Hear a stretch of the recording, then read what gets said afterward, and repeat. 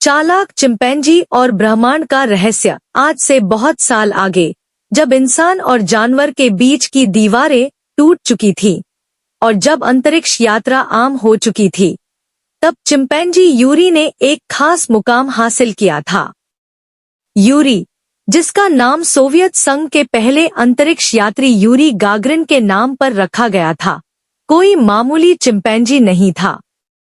उसकी आंखें हमेशा चमकती रहती थी और उसकी बुद्धि किसी भी प्रोफेसर को मात दे सकती थी। यूरी अंतरिक्ष विज्ञान के क्षेत्र में एक अग्रणी था। वह कोई रॉकेट चलाने वाला नहीं था, बल्कि वह एक नमूना संग्रहक और अनुसंधान करता था।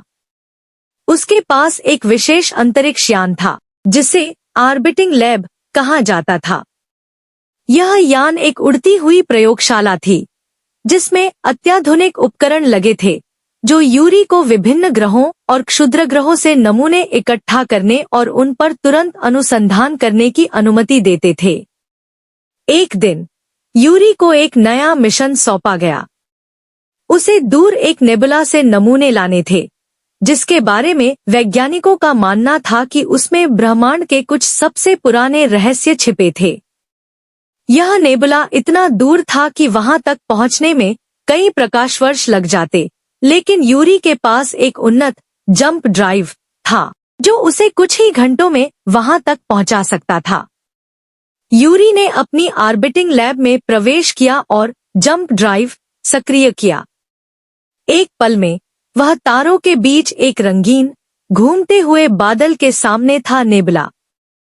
जैसे ही वह नेबुला के करीब पहुंचा, उसके सेंसर ने कुछ अजीब पढ़ा। वहां एक ऐसा ऊर्जा क्षेत्र था जो पहले कभी नहीं देखा गया था।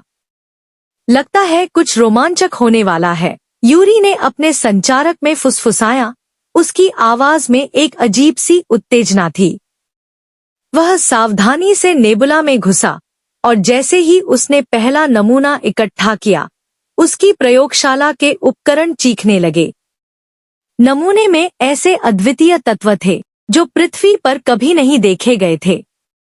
यूरी ने तुरंत उन पर अनुसंधान शुरू किया। घंटों तक वह अपनी स्क्रीन पर डेटा का विश्लेषण करता रहा। उसकी आंखों में उत्साह और एकाग्रता दोनों झलक रही थी।